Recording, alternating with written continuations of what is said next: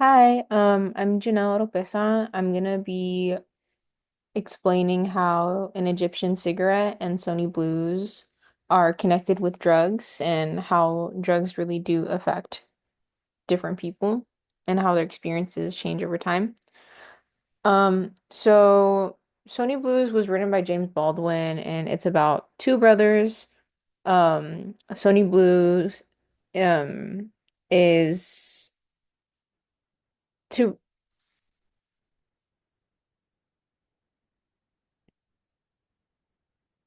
Hi, my name's Janelle Oropeza. I'm gonna be talking about An Egyptian Cigarette by Kate Chopin and Sonny's Blues by James Baldwin on drugs.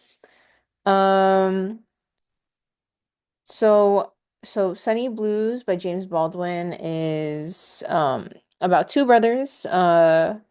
One is the older one is unnamed. The younger one, his name is Sonny. The way that it's written out, it's the older brother writing about his younger brother and how he's viewing his younger brother's life from his perspective. The older brother remains unnamed. He's married. He's in the family way. He has children. The youngest, Sonny, is the opposite. An important quote from the story, I think, is it makes you feel in control. Sometimes you've got to have that feeling. Sunny Blues by James Baldwin. Um, so basically, there are these two brothers from Harlem, New York during the 50s, um, where there was a lot of discrimination, racism, poverty, um, and that's a little bit of their backstory and just how they grew up. And the older brother was talking about how um walking around Harlem really reminded him of his brother and with all the buildings and the people being pushed out and just essentially how they grew up and seeing all their friends not here anymore for many reasons. Um but I'm gonna focus more so on Sonny and his addiction.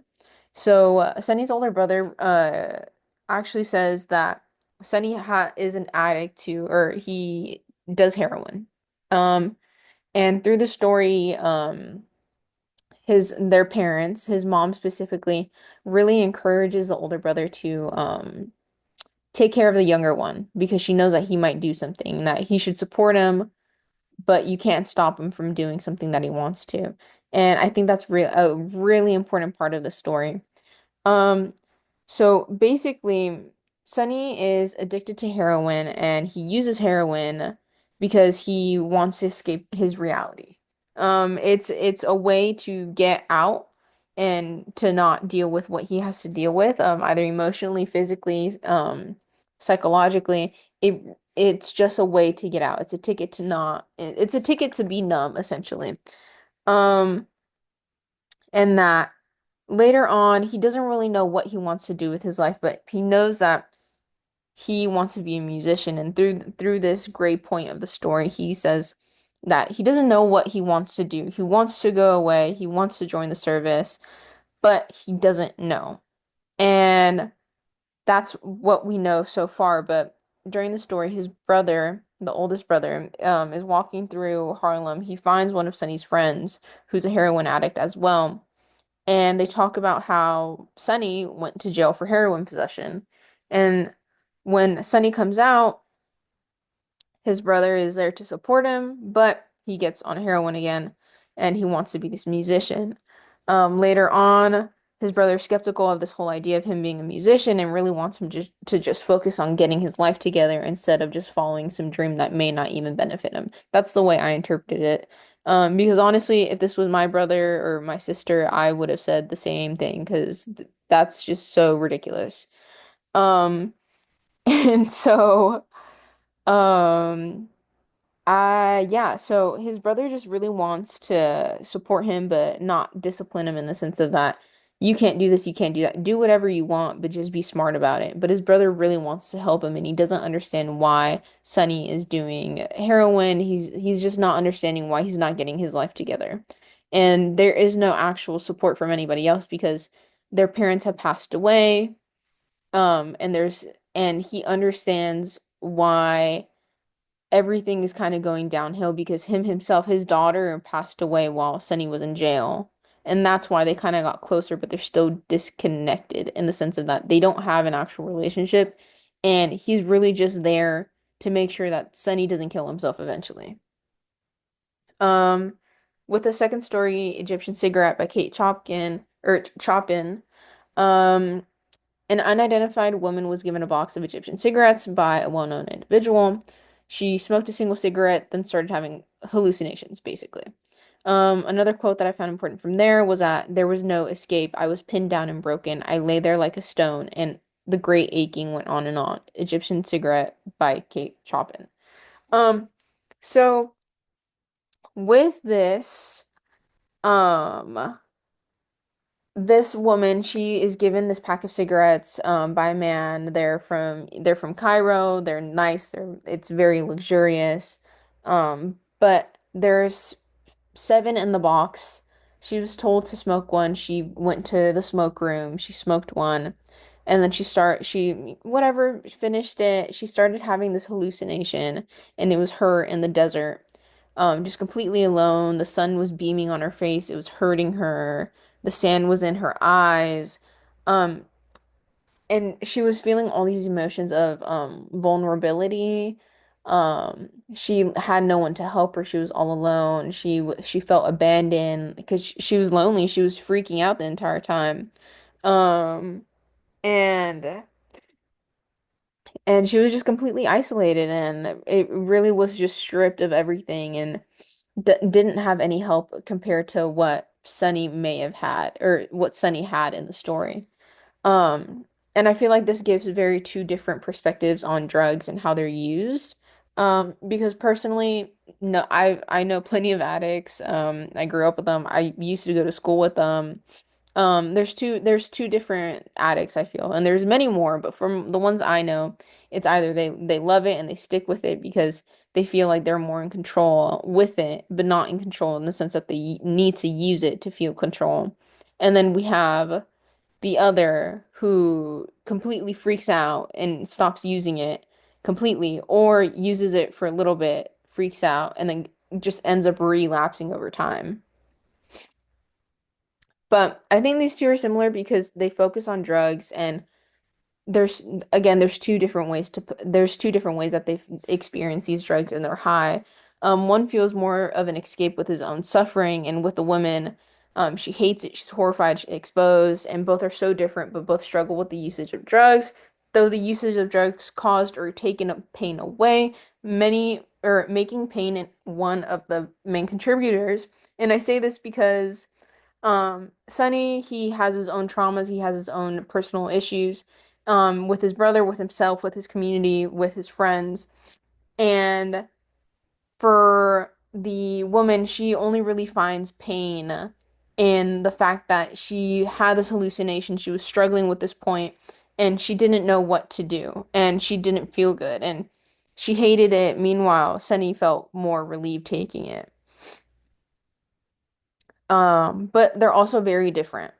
They have their own explanation. Either it's very vague, like the woman just smoked one, started hallucinating, and Sunny, who just does it to feel more control, to be a better musician, or to be a better individual, from what I can try to understand what he was trying to say from his brother's perspective.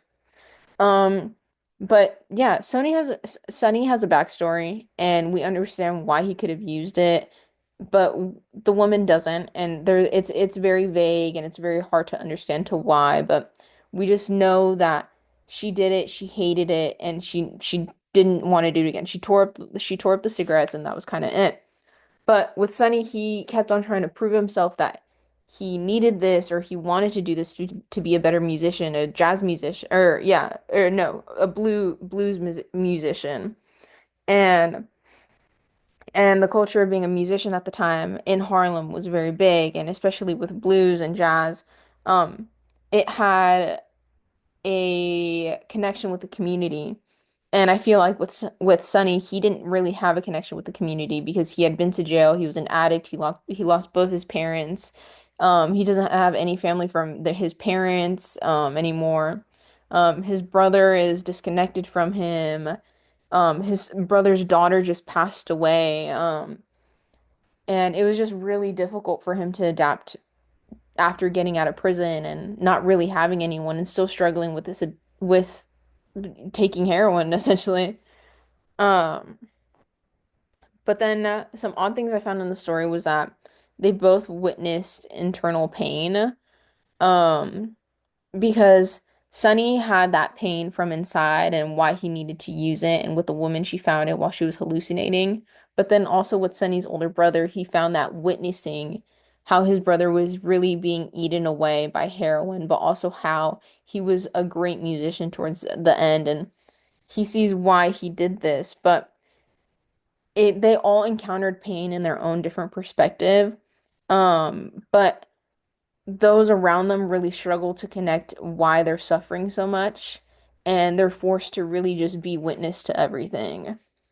Um, and the differences between the two authors is that Baldwin, the one who wrote Sonny's Blues, went from dark to beauty in the sense of they started off really rough and it came to something beautiful with him being a musician and being a very successful one in his brother's eyes and his older brother's eyes, while Chopin's had no beauty at all and it was just the pure suffering of this woman and just completely just having her tweak out on a cigarette.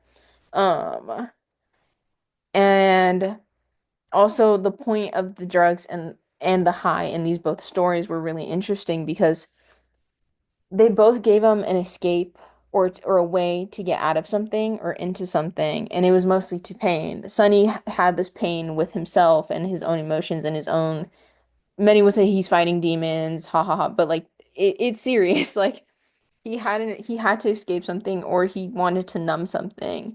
And the woman, she was given a ticket to pain because she realized that she felt abandoned and alone, and they both felt this division to how Sunny wasn't close to anyone and how this woman didn't have anyone at all in this hallucination. And then they also went or experienced an emotional truth in the sense that they really Sunny didn't know what to do, but he knew he had to do something. And Sunny's brother really didn't know what to do because he's stuck in the middle of this. His daughter just died. He's thinking about his dead parents. His brother's an addict. He has a wife and other kids. He's going through it too. Like it's not just about Sunny. It everyone is involved in this case. And with the woman, she finds herself more vulnerable and more she finds that it's really more apparent that she was so lonely and vulnerable at this time while she was in her hallucination. And they all have traumas. Sonny's older brother is traumatized by the fact that his son is or that his brother's doing heroin and his daughter just died from polio. Like that's crazy. That's insane. Sonny is tripping out because he just went to jail and now he wants to be a musician, but he wanted to go into the service. Um, the both of the brothers are realizing that they have no community. They don't have parents, they don't have family, they don't have anyone essentially. And this woman is going through the fact that she just got laced with a cigarette from Cairo and she's freaking out and doesn't want to do it anymore. And they're all having this awakening in the sense that they all witnessed this and the woman didn't want to do it anymore. She completely tore up the cigarettes that was given to her by this man. The man had nothing to like. The man hadn't wanted to do anything but give her a cup of coffee as if that was gonna help, or give her another cigarette. Sonny's brother realized that Sonny was talented and that he was this great musician, but they all had this awakening that a drug was to blame for some of this, or really all of it. Because if this were my brother or if this was somebody that I knew, I would blame the drug 100% and the fact that they're being dumb enough to even use it. Um, but again, we can't really blame people when it comes to sensitive topics like this. But if this were me, I would. Um, but they all had this awakening, and I thought that it was really interesting that we do have a backstory with Sonny and we know why he did it, but then we also know that this woman didn't have a backstory to why she did it, or and she didn't even know that she was doing it. She was essentially laced and kind of roofied, which is kind of I don't, which is crazy to me. Um, and it was just really interesting to read on both sides because I feel like both are very realistic to addicts today or people who are using drugs essentially. But yeah, thank you. That is my my little dissection of the two stories, but thank you.